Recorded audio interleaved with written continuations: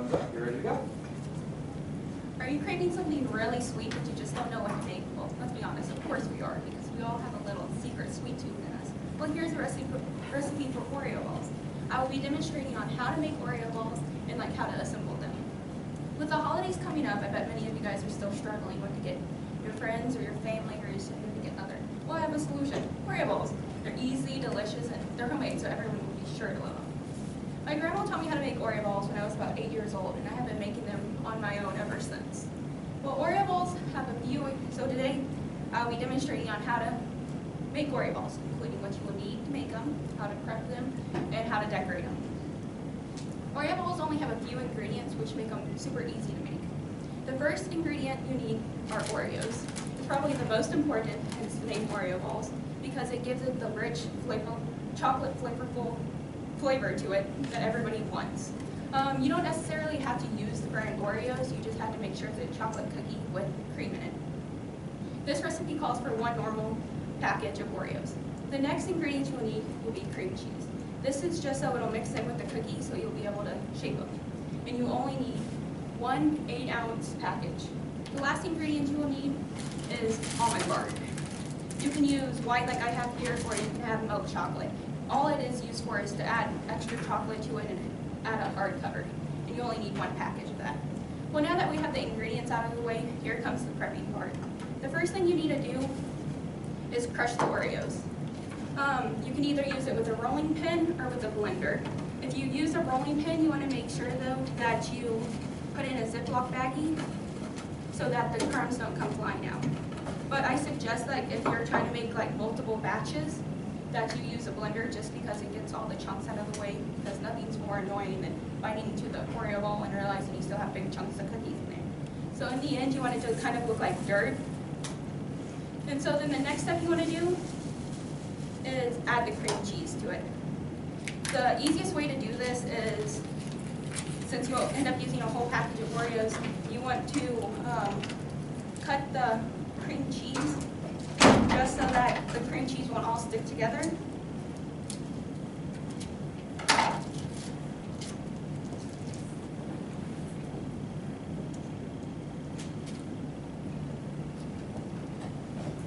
And so you're just going to use a mixer to do it. Or you could also use a blender, but a mixer is a lot easier in my opinion, unless you want to separate it into multiple batches.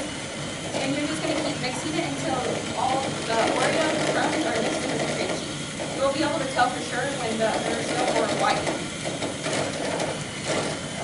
And so I'm just using it on low, just so it doesn't get like out of control. And so in the end, it'll kind of look like mud. And you'll see that it's like all perfectly chocolate, so there's no white. You don't want like it to be just plain white because then you'll just be able to taste the cream cheese and not the chocolate.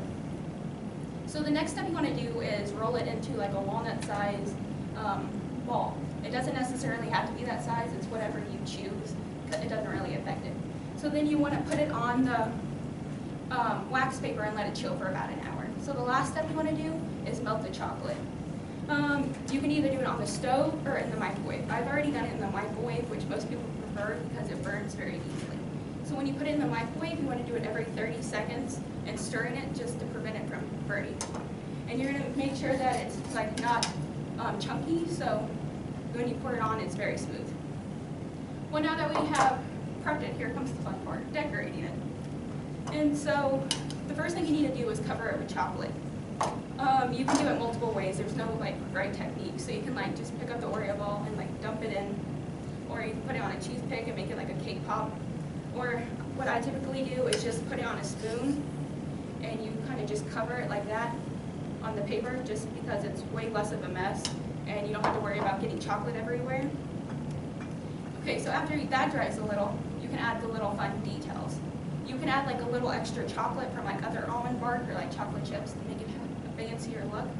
Or you can like add sprinkles to it, since like the holidays are coming up, you can add bread for it, and just to make it look prettier.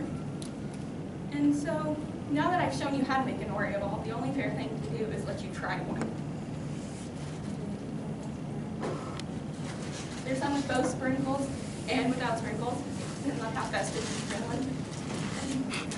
So today I have shown you how to make an Oreo ball, including what ingredients you need, how to make the ball, and how to decorate them. Now looking back, now you can tell you don't have to worry about buying store-bought items, so you can just make them for your friends and family. Looking back, I'm really glad that my grandma taught me how to make these because now I can just make an easy, delicious snack whenever I want. Thank you.